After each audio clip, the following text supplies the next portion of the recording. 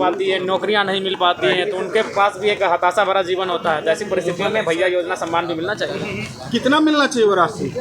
कम से कम एक संतोषजनक नियुक्तियों की बात करें तो स्थापना मद को आप देखें, उसमें विशेष बढ़ोतरी नहीं हुई है। इसका मतलब सरकार के इरादे स्पष्ट हैं कि इस बार जो ये वर्ष नियुक्तियों का वर्ष नहीं होगा। अगर नियुक्तियों का वर्ष होता तो कम से कम उन्हें बिल्कुल सही करे, इसमें गलत क्या आप भी है। मांग करिएगा। बिल्कुल बोल रहे कि बेरोजगारी भत्ता नहीं दिए तो कम से कम भैया योजना ही दे दीजिए 2500 रुपए। बिल्कुल, इसमें क्या बुराई है बताइए। आज भैया लोग भी तो घर चलाते हैं, वे भी तो कहीं ना कहीं मानसिक यातनाओं को झेल रहे हैं। बरसों बरसों तक कॉलेज में अध्ययन करते हैं, कोचिंग संस्थानों में अध्ययन करते हैं, और फाइनली उनको जब सुविधा नहीं मिल पाती है, नौकरियां नहीं मिल पाती हैं, तो उनके पास भी एक हताशा भरा जीवन होता है। तो ऐसी परिस्थितियों में भैया योजना सम्मान भी मिलना चाहिए। कितना मिलना चाहिए वो राशि?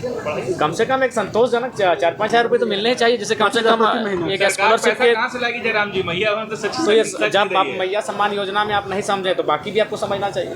देखिए, मैंने पहले भी कहा, आज भी कह रहा हूँ कि ये जो बजट निसंदेह जो सरकार का एक योजना था मैया सम्मान, उसकी भरपाई हो जाएगी, क्योंकि लगभग बजट का 9 से 9.5% उसी में भुगतान किया जाएगा। और इस बार कृषि के लिए भी अच्छा बजट आया है। लेकिन ओवरऑल अगर नौकरियों की बात करें, नियुक्तियों की बात करें, तो स्थापना मद को आप देखें, उसमें विशेष बढ़ोतरी नहीं हुई है। इसका मतलब सरकार के इरादे स्पष्ट हैं कि इस बार जो ये वर्ष नियुक्तियों का वर्ष नहीं होगा। अगर नियुक्तियों का वर्ष होता तो कम से कम उन्हें अपने स्थापना मद की जो राशि है उनमें बढ़ोतरी करने की आवश्यकता थी।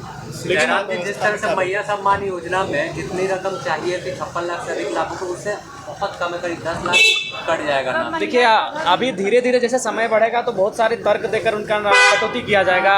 उनके बहुत सारे ऐसे सरकार प्रावधान खोजेगी जिसमें कि जो लाभुक हैं, जिनकी संख्या शायद 50 लाख के आसपास है, उसे निश्चय ही कटौती किया जाएगा। जयराम जी, निशिकांत दुबे बोल रहे हैं कि झारखंड को इस्लामिक राज्य बनाया जा रहा है। देखिए, सबसे पहली बात, निशिकांत दुबे जिस क्षेत्र से आते हैं उस क्षेत्र में हम कभी रहे नहीं है, उतना उस परिस्थिति को जानते नहीं। झारखंड क्या है कि पूरा झारखंड एक नहीं है। भौगोलिक दशा से अगर हम लोग पढ़ें, सांस्कृतिक दृष्टिकोण से पढ़ें, हम संवैधानिक दृष्टिकोण से एक हैं। लेकिन अगर भूगोल की बात करें, संस्कृति की बात करें, थोड़ी थोड़ी भिन्नता मिल जाती है। कहीं एसपीटी कानून है, कहीं सीएनटी है, तो कहीं विल्किंसन कानून है। तो पलामू का क्षेत्र फिर एक विशेष रखता है, तो छोटानागपुर थोड़ा विशेष है, कोल्हान थोड़ा विशेष है, संथाल थोड़ा विशेष है। तो जब आप उस भौगोलिक स्थिति में बसबसाव करेंगे, रहेंगे, अध्ययन करेंगे, तभी उस विषय में हम कह पाएंगे। आपने कल सवाल युवाओं पर ध्यान नहीं दिया जा रहा है? हमें लगता है कि सरकार युवाओं को लेकर गंभीर नहीं है, और मुझे लगता है ये बहुत ही खेदजनक है। धन्यवाद। थोड़ा सा टाइम कि आदिवासी मूलवासियों के लिए बजट में कुछ नहीं है। नीचे कर लो भाई। देखिए, हमारे माननीय विधायक चंपाई सोरेन जी पिता समान रहे हैं। हम लोग हमारे साथ भी थे कभी, और उस वक्त भी वो हमेशा आदिवासियों के बारे में बात करते थे।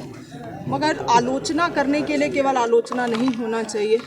हमारे बजट में आप विशेष रूप से देखेंगे तो महिलाओं के लिए, महिलाओं को, गरीबों को, और साथ ही साथ किसानों को, और यहाँ के आदिवासी मूलवासियों के लिए ही सारी योजनाओं को और सारे बजट को डिज़ाइन किया गया है।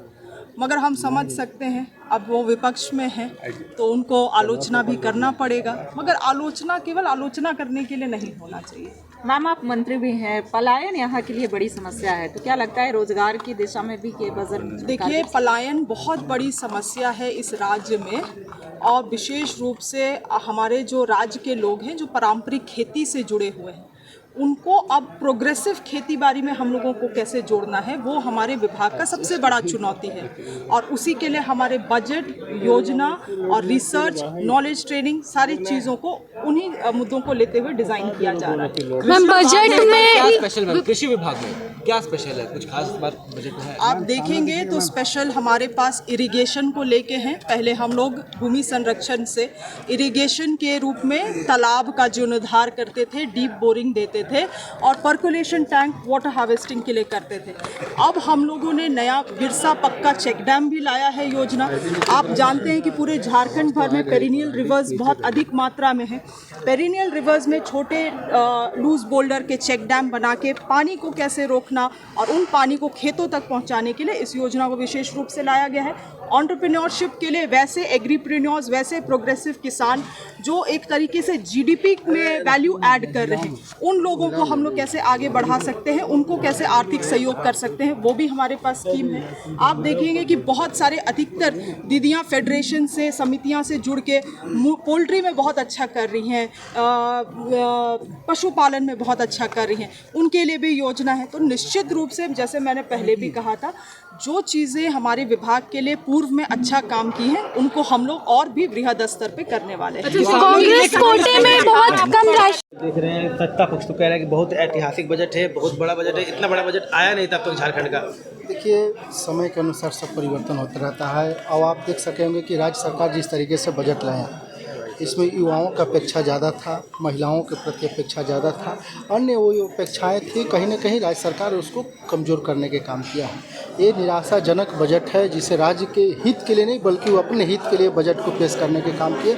और हम समझ सकते हैं कि आज भारतीय जनता पार्टी सरकार को इस चीज़ को बतलाने के काम कर रही है कि राज्य में जो आज विकास की गति तेज होनी चाहिए, क्योंकि हेमंत सोरेन जी का ये दूसरी बार है और हमें लगता है कि दूसरी बार में हेमंत सोरेन जी अच्छे तरीके से राज्य हित में, युवाओं के हित में और बेरोजगारी के हित में कार्य करने के काम करते। लेकिन जहाँ तक जो हम लोगों ने देखा, वो कहीं ना कहीं वो विकास अहित कार्य के लिए बजट लाया गया है।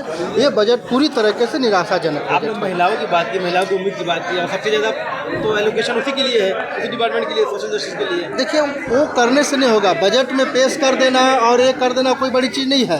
आप देखे होंगे कि आज युवा बेरोजगार है, युवाओं के लिए कुछ सोचा नहीं गया, और युवाओं के लिए अगर सोचा जाता तो हम कहते कि हाँ, राज्य हित में और विकास हित में बजट लाई गई है। ये पूरी तरीके से निराशाजनक बजट है, राज्य हित के लिए बजट नहीं है। इरफान अंसारी जी माननीय मंत्री हैं और बहुत ही इस सदन में हल्की बात करते हैं और बाहर में भी उनको हमेशा सुर्खियों में रहने की आदत है।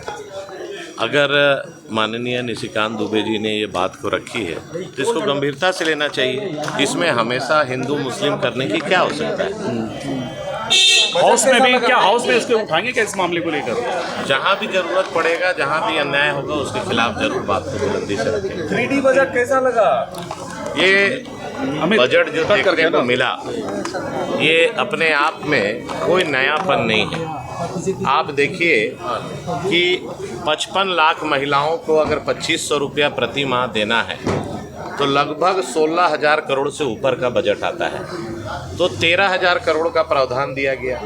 इसका मतलब कि फेज वाइज ये सरकार मैया योजना का आकार को कम करने जा रही है।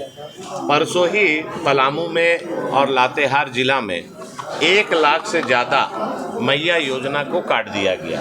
तो सरकार धीरे धीरे अपने एजेंडा से भटक रही है। उन्होंने चुनाव के पूर्व और राज्यपाल के अभिभाषण में ये बात कहा था कि झारखंड में सभी महिलाओं को, उन्होंने कोई टर्म्स एंड कंडीशन नहीं दिया था, सभी महिलाओं को 2500 रुपया हर माह देगी।